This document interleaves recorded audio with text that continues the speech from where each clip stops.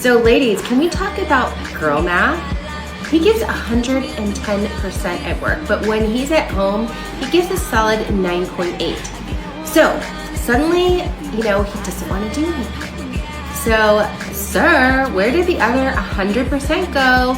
Did you leave it in the office break room? Meanwhile, you're running the house like a CEO of Laundry Incorporated, juggling dishes, kids, and chaos, and unpaid, unthanked, and unseen work. And then he wonders why intimacy feels like another chore to you. If you want a wife who wants to connect, maybe don't let her drown like the Titanic while you brag about being Employee of the Month. Fix the partnership at home first.